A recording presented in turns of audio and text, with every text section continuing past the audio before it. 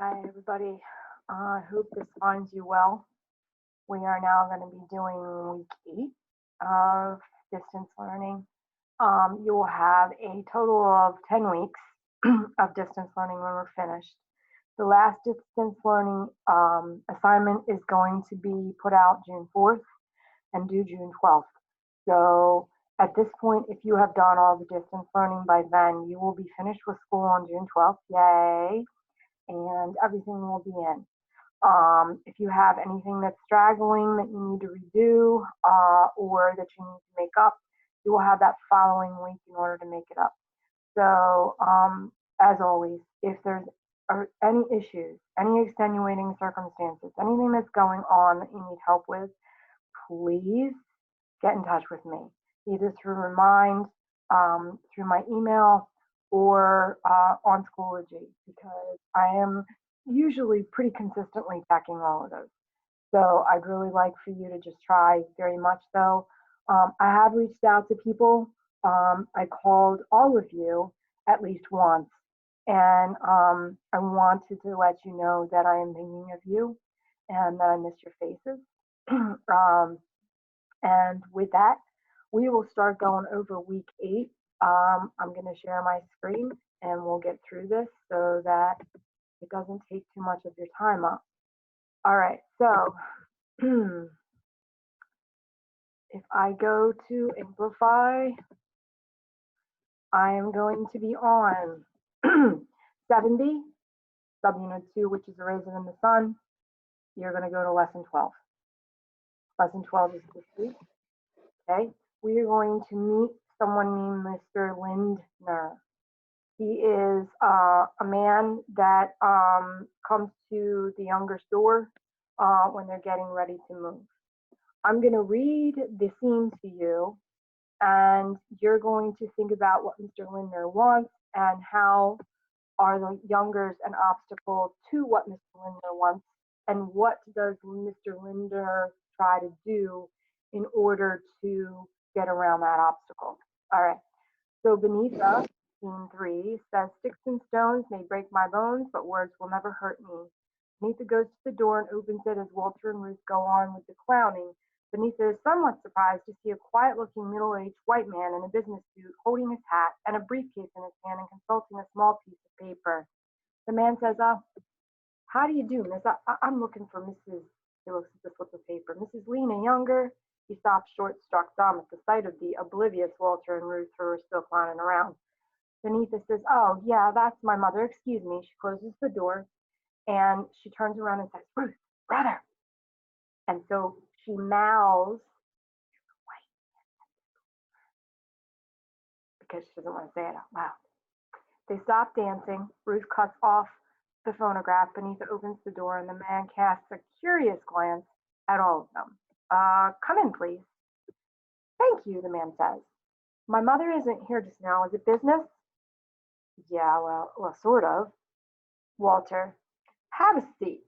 I'm Mrs. Younger's son. I look after most of her business matters." Ruth and Benita look at each other, amused. Man says, "Well, my name is Carl Lindner."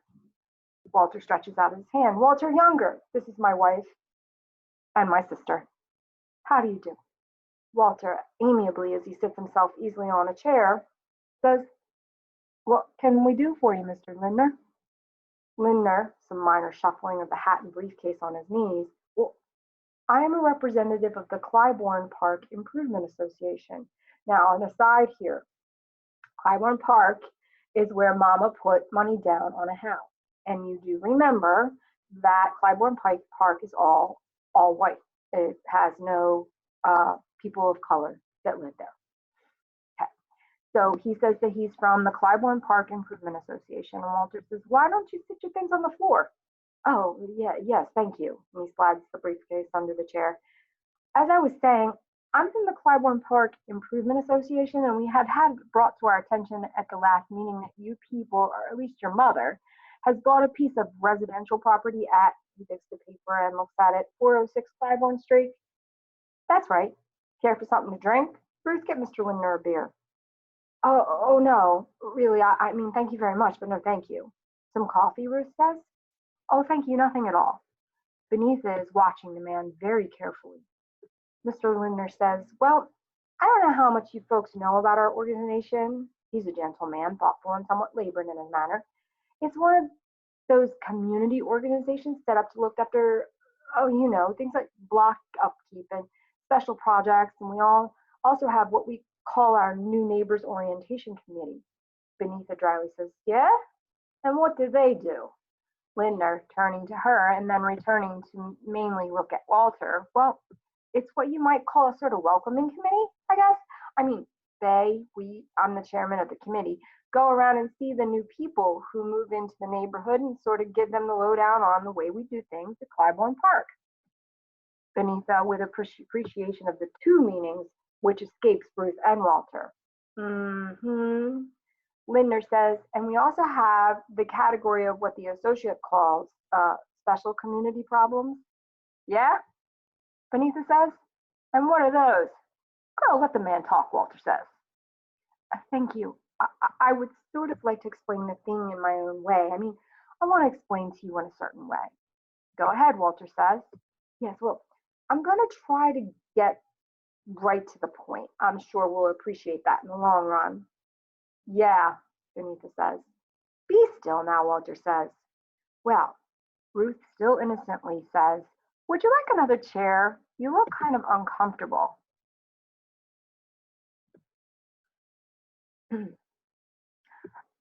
No, thank you. Please. Well, to get right to the point, a great breath and he's off. I am sure you people must be aware of some of the incidents which have happened in various parts of the city when colored people have moved into certain areas. Benita exhales heavily and starts tossing a piece of fruit up and down. Well, because we have what I think is going to be a unique type of organization in American community life. I'm sorry, I just lost my place.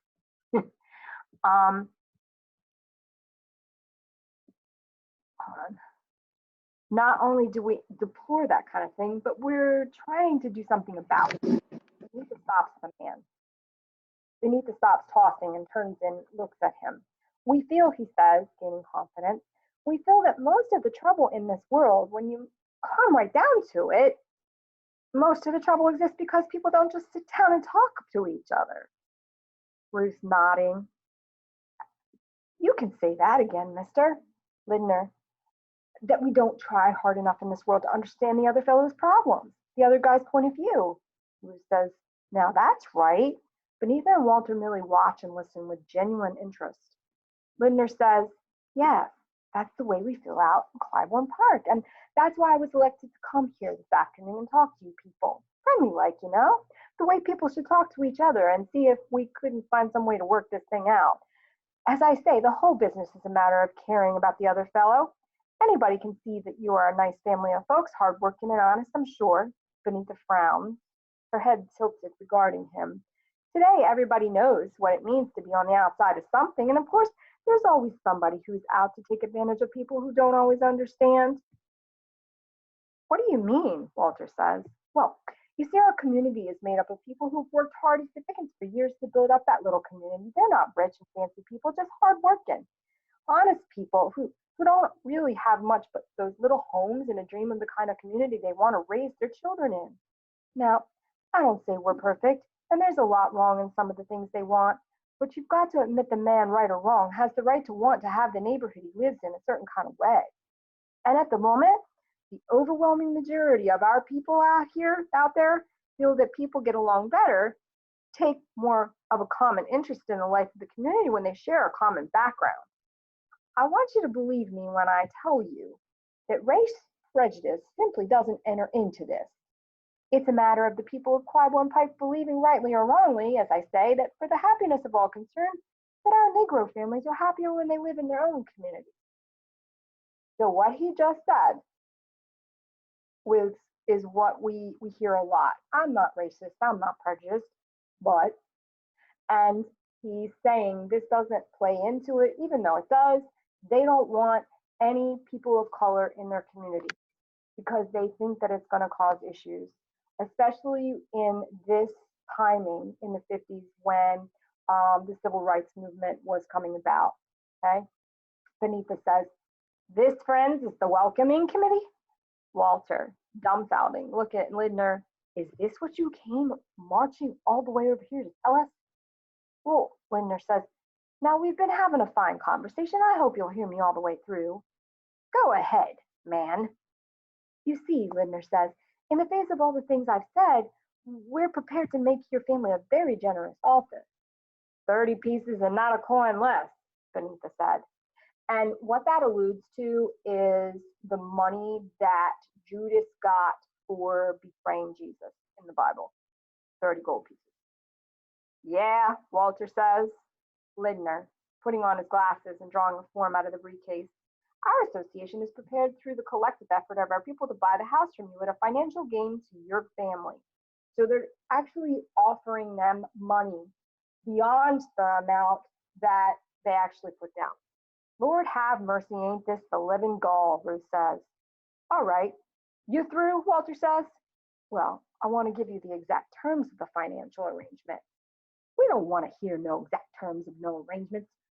I want to know if you got any more to tell us about getting together. Lindner takes off his glasses. Well, I don't suppose that you feel, never mind how I feel, Walter said. You got any more to say about how people ought to sit down and talk to each other?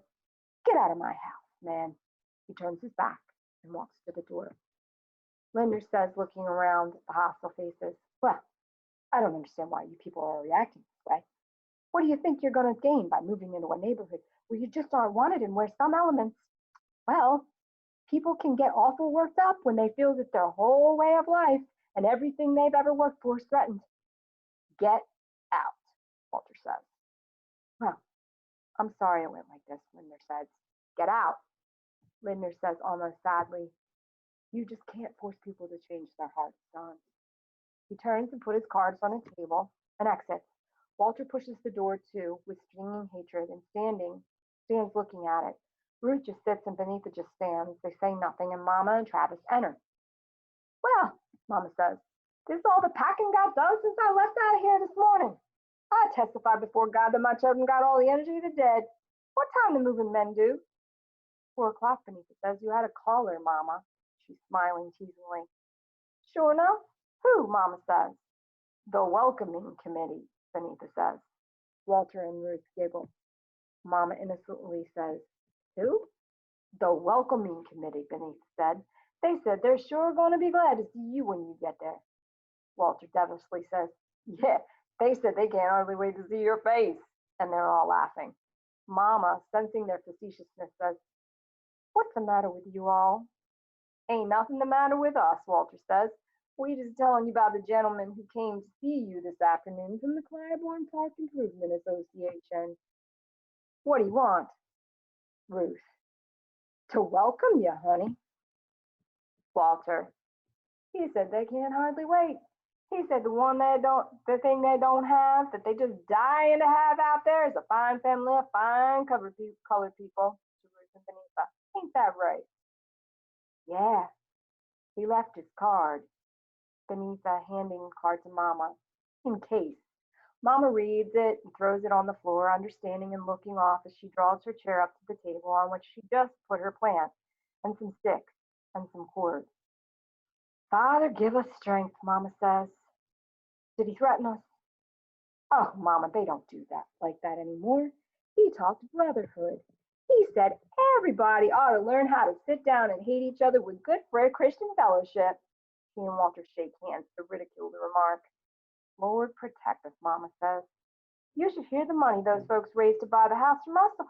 How we paid and then some. What they think we're going to do.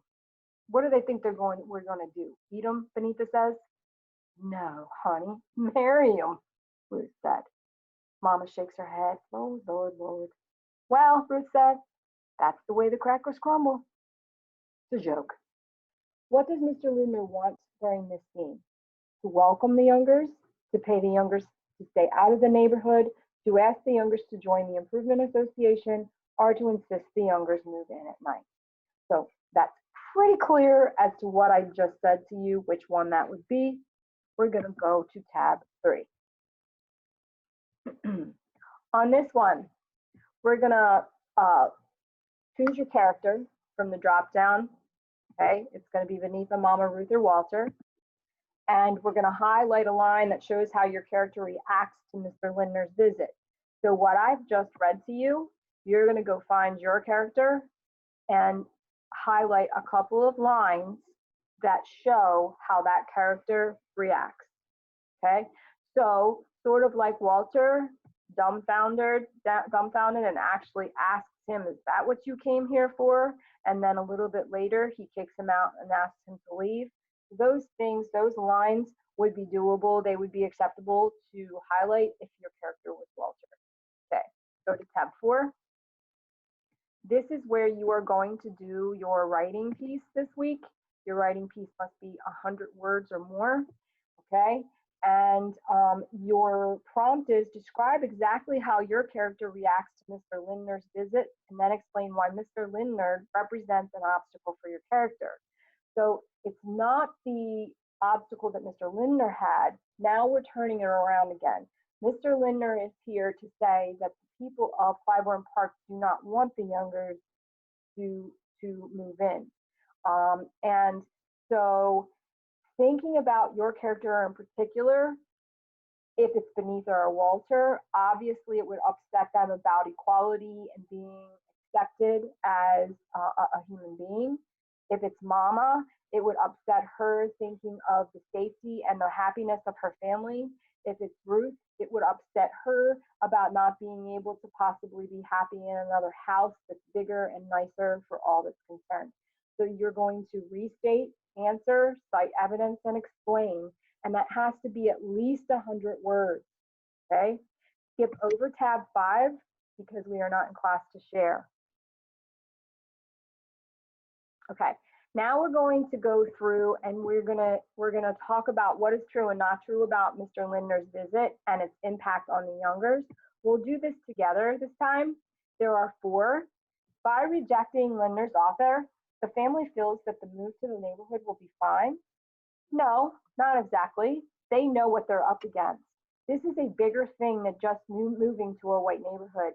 This whole thing has, it's a bigger thing. It's a civil rights movement that is causing all of the unrest and the issues and how people are pushing for equality. So they know better than to know that pushing into that neighborhood and just going ahead and moving, it doesn't matter whether they do or not. There's still going to be things that happen.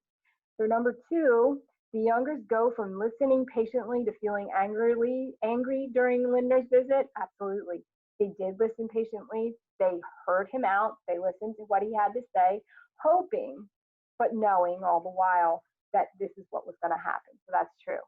Number 3, the Youngers are united in the rejection of Lindner's offer. Absolutely, every single one of them, because they all stand up to him. And number 4, the Youngers are surprised that there is resistance to their planned move into a white neighborhood. They're not surprised.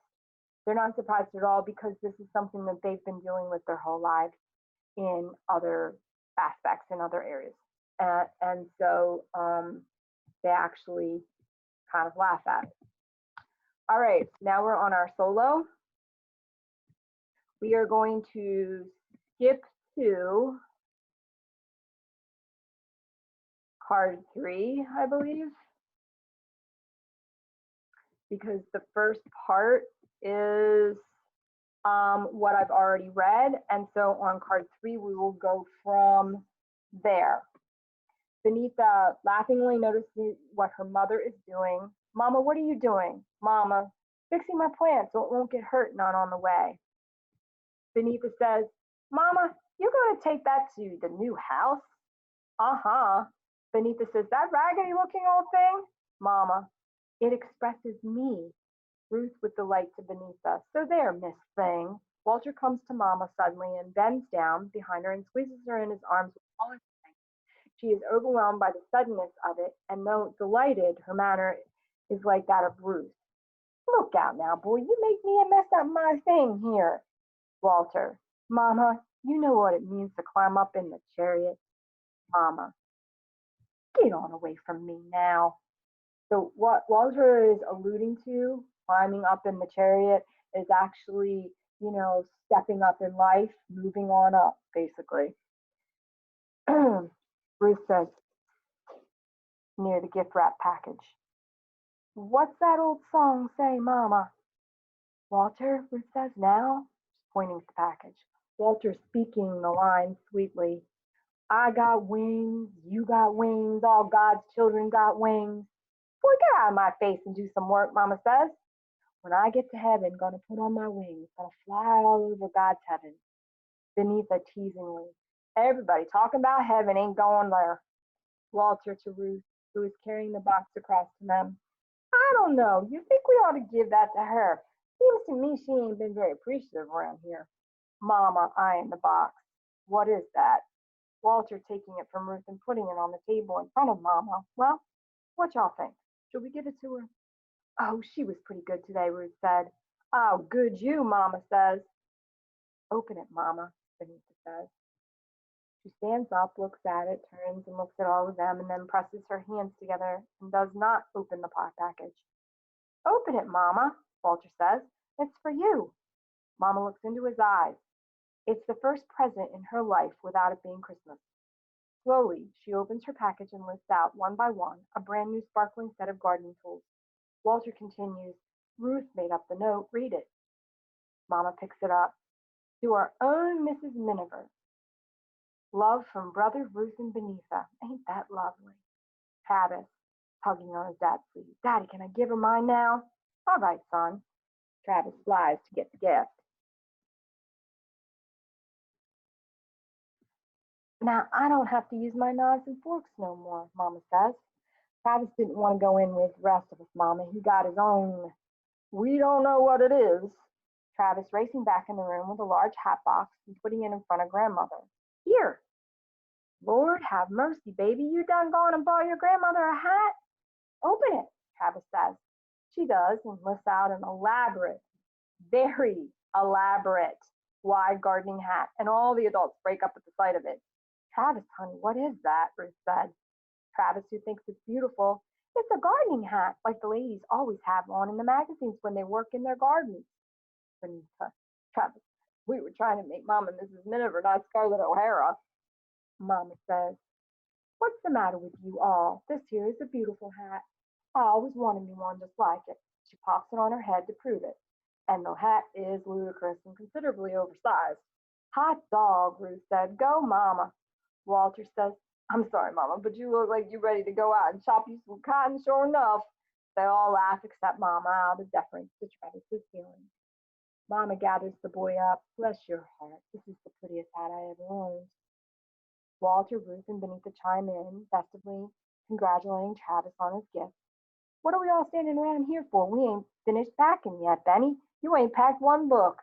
And the bell rings. Benita, that couldn't be the movers. It's not hardly too good yet. Benita goes into her room, and Mama starts for the door. Walter, wait, I'll get it. You expecting company, son? Yeah, Walter says. Well, let them in some. Benita, we need some more string. Mama says, Travis, you run to the hardware and get me some string cord. Mama goes out and Walter turns and looks at Ruth. Travis goes to a dish for money. Why don't you answer the door, man? Walter, because sometimes it's hard to let the future begin. Stooping down in face, I got wings, you got wings, all God's children's got wings. He crosses to the door and throws it open. Standing there is a very slight little man in a not too prosperous business suit with a haunted, frightened eyes and hat pulled down tightly, brim up around his forehead. Travis passes between the men and exits. Walter leans deep in the man's face, still in his jubilance. When I get to heaven, gonna put on my wings, gonna fly all over God's heaven. The little man just stares at him. Heaven. Suddenly, he stops and looks past the little man. Where's Willie? He ain't with me, Boba said. Oh, well, come on in. You know my wife, Walter says. Yes. How you, Miss Ruth? Hello, Bobo. Quietly, a mood apart from her husband already seeing Bobo. Walter, you right on time today, right on time. That's the way. He slaps Bobo on the back. Sit down, let me hear. Ruth stands stiffly and quietly, as though somehow she senses death, her eyes fixed on her husband. Bobo, frightened eyes on the floor, his hat in his hand. Could I please get a drink of water before I tell you about Walter Lee? Walter does not take his eyes off the man, and Ruth goes blindly to the tap and gets a glass of water and brings it to Bobo. There ain't nothing wrong, is there? Walter says. Let me tell you, man, did nothing go wrong? Let me tell you, Walter Lee. You know how it was. I got to tell you how it was. I mean, first I got to tell you how it was all the way about the money I put in, Walter Lee. Man, what about the money you put in? Well, it, it wasn't much as we told you. Me and Willie, I'm sorry, Walter, I got a bad feeling about it. I got a really bad feeling. Walter, man, what you telling me about all this for? Tell me what happened in Springfield. Springfield. Ruth says, what was supposed to happen in Springfield? Bobo. This deal that me and Walter went into with Willie, me and Willie was going to go down to Springfield and spread some money around so we wouldn't have to wait so long for the liquor license. That's what we were going to do. Everybody said that was the way to do it. You understand, Miss Ruth? Walter says, man, what happened down there? Bobo. I'm trying to tell you, Walter. Then tell me, what's the matter with you? Man, I didn't go to no Springfield yesterday. Walter, why not? Because I didn't have no reason to. What are you talking about, man? I'm talking about the fact that when I got to the train station yesterday, 8 o'clock like we planned, Willie never show up. Why? Where was he? Where is he? That's what I'm trying to tell you. I don't know. I waited 6 hours. I called his house and I waited 6 hours. I waited in that train station 6 hours. That was all the extra money I had in the world. Man, Willie is gone. Walter, gone. What do you mean Willie is gone? Gone where? You mean he went by himself? You mean he went off to Springfield by himself to take care of business, to getting the license? Turns and anxiously looks at Ruth. You mean maybe you didn't want too many people in on the business down there? You know, Willie got his own ways. Maybe it was late yesterday and just went on down there without you. Maybe he's been calling you at home trying to tell you what happened or something. Maybe he just got sick. He's somewhere. He's got to be somewhere. We just got to find him. Me and you got to find him. He grabs Bobo by the collar and starts to shake him. We got to. Bobo.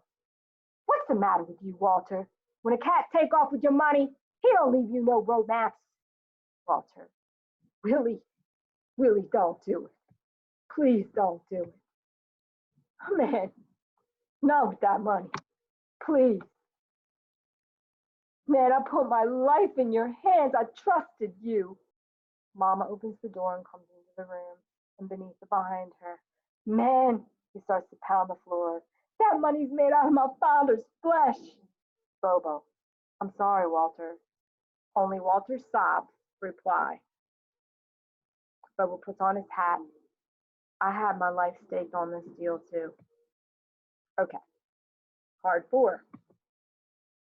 How is Walter acting at the beginning of this? Obviously, he's in a very good mood, okay? He's teasing and affectionate, okay? He's really happy about being the man of the house at this point, okay? So A, B, C, or D, teasing and affectionate, suspicious and distant, sorry and eager to please, or cold and resentful. Card 5. Which of these statements best describe how Mama is feeling during this scene? Okay, so when Mama is getting ready, okay, she's worried and trying not to show it. She's tired. She's pleased but trying not to show it. Or she's disappointed but trying to act satisfied. So remember, Walter's, loving her on her, and they're all joking about. And she's like, just go back. So she's kind of trying to make it look like, she's trying not to show how happy and pleased she is. And then go to card 6. Judging from the context, what do Mama and Mrs. Miniver have in common? And the note said our own Mrs. Miniver, and the present was the gardening pool. So are they both getting ready to move? They both enjoy gardening. They both are related to the family, or they both don't like it. Okay. Card 7. When Bobo first comes in, Walter is immediately suspectful, seems excited, doesn't seem to want him there, or seems angry. At first, Walter doesn't realize that there's something bad that's happening here. So obviously it's not going to be suspecting right away. So pick from the drop-down menu, B, C, or D. As Bobo continues to speak, Ruth seems like she already knows. She's already worried. Pick from that drop-down menu, and then card 9. What do you think has happened to Willie? Use information from the text to support your thinking. So basically, Willie's probably run off with somebody with all their money. And you can use a lot of the pieces of the conversation, especially when Bobo says, when a cat runs away with your money, he don't leave no roadmap, that kind of thing. So you can use that. Make sure you restate, answer, cite evidence, and explain. And that is the end of that lesson. You hand that in. Make sure during this time that you are hitting this pink, red, fuchsia, whatever you want to call it, button every time that you're finished to go on and then hand in. Because if you do not do it that way, I do not see all of your work. All right, so that's the end of week 8 lesson, and I hope that this helps you. You can start it as you go, or fast forward it through to where you need to figure out what you're supposed to do. I miss you all. Stay safe, stay healthy, and I hope to see you on either the Google Meets, those are Mondays and Wednesdays at 10 a.m. with the whole of 7th grade, and that would include all of the other ELA teachers, Miss Fair, Miss Coverdale, and Miss Paquette, and myself. Or on Tuesdays, either at 8 a.m. or 1 p.m. on Zoom with just our classes. So you can take your pick. There's 4 different times that are possible. If you don't like Zoom or Google, that's okay. This will help you as long as you're doing well. Stay the course. There's just 3 more. This one and 2 more that you have to do in order to get your full credit. And you just stay the course. And like I said, if there's ever anything pressing or any issues, please don't hesitate to contact me. I will help you through this, and we will get through it. Even though we're apart, we'll get through it together. Does that make sense? Okay, I'll see you soon. Bye.